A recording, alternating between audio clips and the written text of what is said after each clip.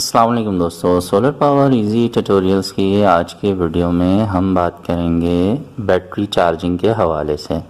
Solar panels की मदद से दिन के टाइम पे जब हम अपनी बैटरी को चार्ज करते हैं तो जो चार्ज कंट्रोलर होता है उस चार्ज कंट्रोलर से बैटरी को 14 या 14.5 वोल्ट की मदद से बैटरी को चार्ज किया जाता है।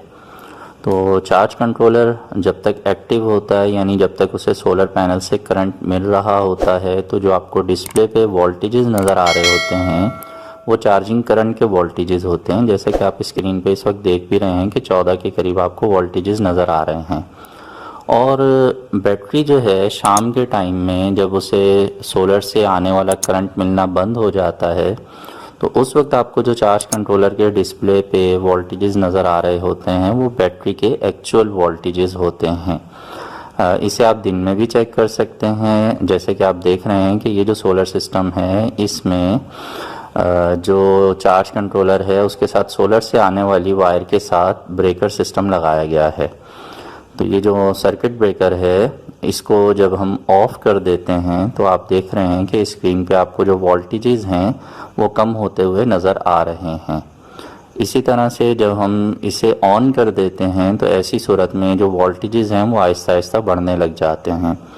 तो इस वक्त जो आपको वोल्टेजेस नज़र आ रहे हैं वो बेसिकली सोलर से आने वाले वोल्टेजेस हैं जो कि चार्ज कंट्रोलर बैटरी को चार्जिंग के लिए दे रहा है। तो ये एक्चुअल में बैटरी के वोल्टेजेस नहीं हैं।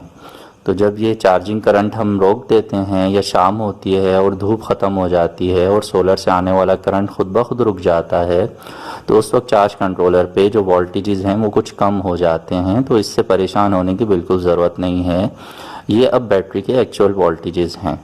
परेशान आपको तब होना चाहिए कि जब आपने रात में बैटरी को चार्ज किया या दिन में बैटरी को चार्ज किया।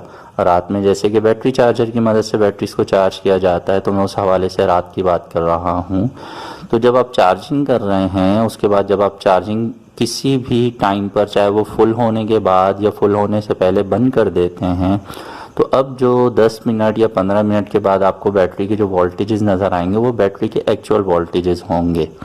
तो परेशान तब होना है जब वो जो आपकी चार्जिंग के बाद वाले वोल्टेजेस हैं वो खुद ब खुद कम हो जाए। मिसाल के तौर पे जब आपने चार्जिंग रोकी बैटरी की तो उस वक्त आपके जो चार्जिंग के बाद बैटरी के जो वोल्ट थे वो अगर 13 थे, अब वो खुद ब खुद अगर 12 और 11 तक चले जाते हैं 2-4 घंटे के अंदर बग़ैर बैटरी को यूज़ किए हुए, तो तब आपको परेशान होना चाहिए, अब बैटरी में कोई मसला है।